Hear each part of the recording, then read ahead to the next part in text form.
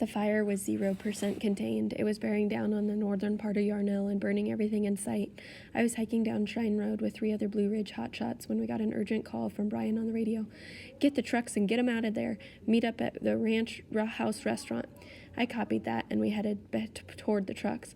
"God damn," I said. "They're pulling everyone out." The town was quickly being engulfed. The fire's internal winds were shooting spot fires a half a mile ahead. Fire was ahead of us and above us. We had this feeling of encirclement. The fire was burning through dozens of houses.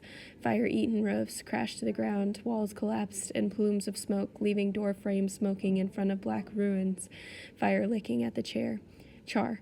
Around me, townspeople ran for their cars as the fire came into town on hot Sirocco winds. Houses in Yarnell were burning in straight piecemeal patterns. One was completely burned out, while another one next door was only singed. Metal roofs melted into congealed globs of steel.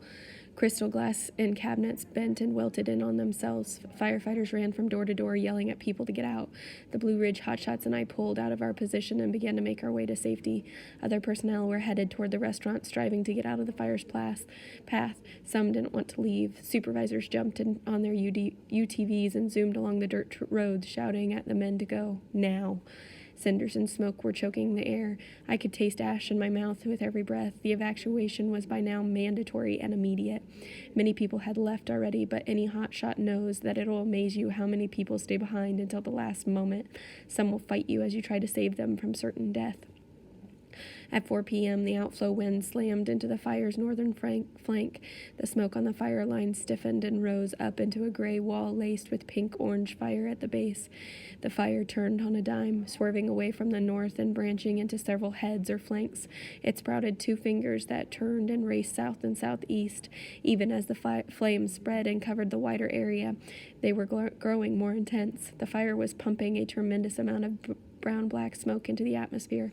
At 4:24 p.m., images on Doppler radar would show that the smoke plume had reached a height of about 31,500 feet, approaching the cruising altitude for a commercial aircraft. By 4:33 p.m., the plume would climb to 38,700 feet. There were intermittent dashes of rain. The crew members in the aircraft circling above, designated ASM-2, noticed water mixing with ash on its windshield. They could hear thunder close by now, echoing in the cockpit before rumbling down the terrain below. But little or no rain was reaching the fire. Somewhere around 4:20 p.m., the crew of Granite Mountain reached a saddle of a ridge above a box canyon that was on the way to the Boulder Springs Ranch. They were on high ground with a clear view of the wildfire to the northeast. Between the ridge and the ranch was a box canyon closed off on 3 sides by steep stone walls. It was filled with gamble, oak, and manzanita. In Yarnell, there was confusion about Granite Mountain's route. Brian Frisbee assumed they were headed the other way, northeast, toward other burned-out over ranches that lay in the black, but Eric apparently wanted to stick to his original retreat spot, the bomb-proof one. Perhaps that earlier request to redeploy in Yarnell had influenced his thinking. Boulder Springs is closer to the town. Perhaps he wanted to be in position to save what he could be saved. But what was Eric thinking at this moment? Every supervisor is constantly balancing safety and aggressiveness. How can I keep my boys alive while also doing my job? How close to the fire is safe? If a supervisor always keeps his men far away from the fire line, eventually forests and homes will burn. He will defeat the purpose of his crew. He might lose his job. Eric was calculating time, distance, wind speed, relative humidity, and fuel type, and putting those numbers through 20 years of experience fighting wildfires. From the top of the ridge, the canyon appeared to be a straight shot to the ranch. There was a wash to the right where water had cleared out a pale gash and very little vegetation grew, but it's unclear whether Eric or Jesse spotted it. The radios were choked with voices and static. I was trying to keep track of Granite Mountain's movement, but there was only silence from them. As the Blue Ridge guys and I scrambled to move their trucks, the 18 Granite Mountain crew members were on the saddle of the ridge. Then the crew moved down from the saddle into the box canyon. They had to cut their way through the tangled brush. Their saws were revving. As soon as they descended deeper into the chaparral, their view of the fire would have been obscured, and by the time they were approaching the floor of the canyon, it would have been blocked by the ridge wall to their left. lost. Maybe they saw the smoke standing straight up like a cloak hanging on a hook, but that was it. When you drop into a box canyon or into a high scrub, you lose essential information about the fire. You can't feel the wind speed on your face anymore. The canyon walls protect you from that. You can't see what the fire's doing. You can see the smoke wall, but that is a lagging indicator, often indicating a change in fire direction several minutes after it happens. Deep in the chaparral, you become blind to the flaming front. Hovering over the fire was an ASM-2, a second fixed-wing aircraft that had relieved the first one on the scene, which had finished its shift at 2:27 p.m. ASM-2 was now coordinating the air response to the fire. The pilot of the air attack fixed-wing aircraft had timed out on the number of hours he was allowed to fly and left the area at around 4 p.m. In the cockpit, the pilot was telling incoming air tankers where to drop their loads when he heard a snippet on the radio, while another crew member was talking with fire supervisors on the air-to-ground frequency. Suddenly, this crew member cut in. "I heard a crew in safety zone. Do we need to call a timeout?" He wanted to know if the aircraft should abandon firefighting to do flyovers and check on the hot shot crew. The supervisor radioed back, "No, they're in a good place. They're safe, and it's Granite Mountain."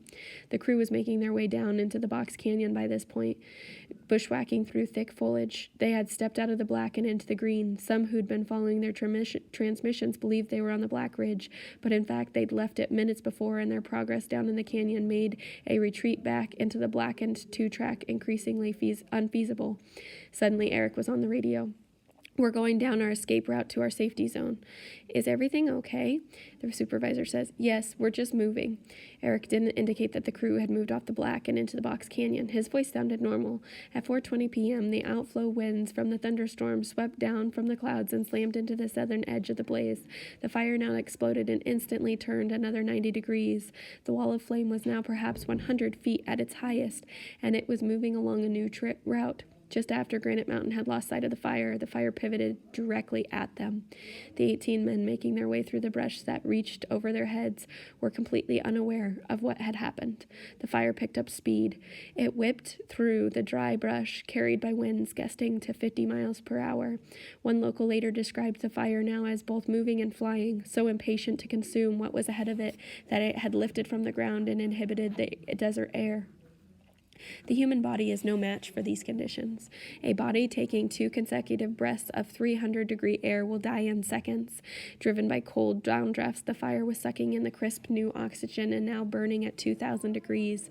A few minutes later, the flames reached their last trigger point, the final ridge before the town proper began. A supervisor made a hurry call to air attack. "Drop at will," he called on the radio. The DC-10 screamed overhead, dropping load to try to save the town, dumping thousands of gallons of retardant where the flames were the biggest. Granite Mountain was now the only crew still in the hills. Everyone else was now retreated toward Route 89 or trying to get out of the fire's way. We were driving toward the restaurant on Route 89. I spotted the place with its wide parking lot cleared of brush with no scrub oak to burn. As I pulled into the lot, I saw firefighters sitting on the ground spent and old people laid out on stretchers. The focus was saving Yarnell and not getting burned up herself. In the town, the firestorm continued to rage. Branches and knife-like embers shot through the air, alighting on roofs and shattering windows. Those windows that weren't broken melted in the heat. In the unburned section, the wind was bending the trees, turning their leaves over from green to silver and making a sound like water shooting through narrow rapids. At 4:37 p.m., Eric looked up and saw a DC-10 airplane flying east to west, preparing to drop its retardant. "That's exactly what we're looking for," he radioed to the pilot. "That's where we want the retardant." But by the time the tanker turned for its drop, the winds had shifted and the hill was shrouded in smoke. The pilot aborted the run. The hill below the pilot was now rolling carpet of black and gray. By this point, the fire was ripping across the ridge to Granite Mountain's left. The canyon itself acted as a heat trap, allowing no escape for the smoke or fire that were beginning to pour through the brush. Chaparro and Manzita exploded before the flames had even reached them. On the shoulders of the nearby hills, great granite boulders that have acted as sentinels for millennia burst their skins from the intensive heat, shedding basketball-sized flanks of stone. The fire was moving down into the canyon at about 13 miles per hour. The average human being can run for short distances at a top speed of 15 miles per hour, but that is unencumbered by packs and along a clear, flat path. The men on the floor of the canyon were wearing heavy gear and thick-soled leather boots and were caught in a place with no clear egress. If they spotted the wash to their right and dropped their packs, Perhaps they could have outran the flames. It would have been a very close race, but there is no evidence that they saw the wash. Somewhere between 4:37 and 4:39 p.m., the situation changed drastically. The radio was thick with voices. Everyone was calling in homes that were endangered and blazing up. At 4:39, I was sitting in the truck when I heard a Granite Mountain crew member struggling through the static. "Breaking in on Arizona 16, Granite Mountain hotshots. We're in the front of the flaming front." My heart froze. I'd never heard Eric's voice like this, panicked, anguished. And the words, "in front of the flaming front." How was that even possible? Granite Mountain was supposed to be in the cold black, up on a ridge with acres of black behind them, untouchable. How could the wall of fire have caught them? The transmission caused confusion in Yarnell. "Is Granite Mountain still in there?" A firefighter listening to the transmission called out. "Well, they're in the safety zone," another answered, "in the black." The fire must have appeared over the ridge to Granite Mountain's left. It had also cut off the canyon's mouth ahead of them. The escape route to the ranch was disappearing. There might have been a small opening to the west, hard by the canyon wall, but the flames were closing in quickly. The fire had appeared out of nowhere, 5 stories high. To be caught in grasslands in front of a movie fire is something to be dreaded, but at least you can run. To face a voracious fire in a bramble of trees and shrub, unable to move 3 feet without encountering an obstacle, is simply terrifying. Firefighters were moving toward the safety of Route 89, stopped what they were doing, and listened to the radio. They thought about the chainsaws audible in the background of Eric's transmission. Why would a team retreating to a safety zone along a cold black trail be cutting with saws? That burring sound over the radio was confirmation that Granite Mountain was not in the black, where there was no flammable brush to cut. They were in the green. "I hear saws running," said a firefighter listening in. "That's not good." A voice broke in on the radio. It was an unidentified member of Granite Mountain. A supervisor responded. "Granite Mountain, operations to air to ground." A few minutes later, a panicked voice. "Air attack, Granite Mountain 7. How do you copy me?" No rescue team could reach 19 men in a box canyon with a wildfire bearing down on them. The only hope for relief was from the air. If a tanker could spot the crew and lay a line of retardant over him, it might buy them a little time. So Eric was calling to air attack, presumably to ask for a drop. But ASM-2 thought Granite Mountain was in the black and safe. Granite Mountain was back on the radio. "Air attack, Granite Mountain 7. He was yelling now. The pilot, unaware of what was happening, cut in and told him to stop shouting. Another firefighter said, "That's not good." "No, he's screaming," another agreed. The supervisor called the pilot. "Okay, Granite Mountain 7, sounds like they've got some trouble. Go ahead and get that. He's trying to get you on the radio. Let's go ahead and see what we've got going on." The pilot copied that. Before he could call Granite Mountain, Eric was back. His voice was calmer. "Division Alpha with Granite Mountain." He was still trying to establish contact. The pilot called back, "Okay, Division Alpha." In 2 or 3 seconds that elapsed with the pilot's response, something changed again. Eric's voice was again bordering on shouting. Saws were ripping in the background. "Yeah, I'm here with Granite Mountain hotshots. Our escape route has been cut off. We are preparing a deployment site, and we are burning out around ourselves in the brush, and I'll give you a call when we're under the shelters." I felt sick. This cannot be happening, I thought. I wanted to scream into the radio. Granite Mountain had realized by then that they couldn't make it to the ranch. I was speechless. I felt as if my nightmare from the Dose fire of being trapped by intense flames was coming true, but it was happening to my brothers. In the canyon, the hotshots were cutting in the crude circle while swampers rushed to drag brush to the perimeter to throw it as far as they could. Guys were running at the edge of the circle, dripping fire onto the brush, trying to burn out a ring around themselves. As the fire roared 100 feet high, and they knew it was seconds from blowing through the circle, they heaved back and threw their saws deep into the thick brush. The small amount of oil inside the saws, if ignited, would only add a tiny fraction to heat to the firestorm that was big as an apartment block. But this is what they were trained to do. Their minds were being starved of oxygen, confused by toxic fumes pushed ahead of the flames. The pilot copied. "So you're on the south side of the fire then?" At 4:42, Eric affirm. The canyon must have been a swirling storm of cinders, smoke, and airborne poisons. "Kay," the pilot shot back. "We're going to bring you the VLAT, okay?" The pilot asked the VLAT to come to the southeast and orbit until he could see Granite Mountain and direct the drop. The VLAT pilot copied that and said he would keep full eyes on ASM-2 and be ready to drop his load to help Granite Mountain. He was circling the burning hills, waiting for the drop coordinates. If he hit them directly, perhaps they would have a chance.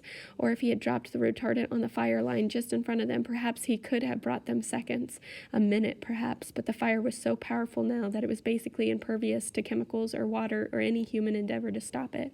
The pilots in various aircraft flying over Yarnell struggled to make out the terrain below them. Plumes of black smoke were funneling up past the windshields as if they were burning inside a burning silo. They knew that below them somewhere was Granite Mountain, but where in the swirling blackness were the missing hotshots? One of the pilots tilted his rotors and peered down through the cinders and ash. They reported extreme fire behavior and heavy smoke on the landscape below. The hotshots now stripped themselves of their packs. The fire was roaring like jet engines at full throttle. Menzies and Scrub Oak detonated with showers of ash and bark.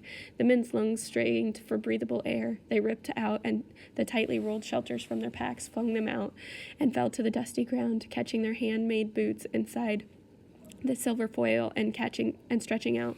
They couldn't hear each other with the shrieking of the inferno. The temperature soared 100 degrees in a matter of seconds as the flaming wall approached. They were in front of the inferno now, crouching at its feet. The air turned poisonous and unbearable hot. Their last chance was to stay under the shelters and hope that the fire blew over them without too much damage to the fragile bodies underneath. No one had run.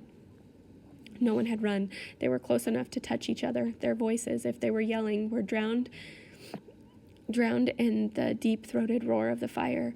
Under the darkness of the smoke plume, the circle around them brightened, and their shelters, their foil rippling away in the wind that raced ahead of the fire, reflected the orange of the dancing flames. The men turned their heads away from the superheated air. Those inside the shelters grabbed the edges of the foil and tried to force them down, trying to keep the toxic air and the flames from boiling into the tent. As the blistering hot gases shot past, rocking the shelters, they turned their faces to the earth and sucked in a breath. Carbon monoxide poured into the shelters, dizzying the men and crowding their brains if they inhaled enough of it. What was all happening around would have appeared to be a dream or a form of derangement. The fire was now 7 stories high. It was hot enough to burn uranium. It swept through the scrub oak and pine, the branches making a tiny clicking noise into the deafening roar. The winds took flames and bent them close to the earth, which increased the fire's intensity. The terrain around the men appeared to explode into daylight. The fire fell on them.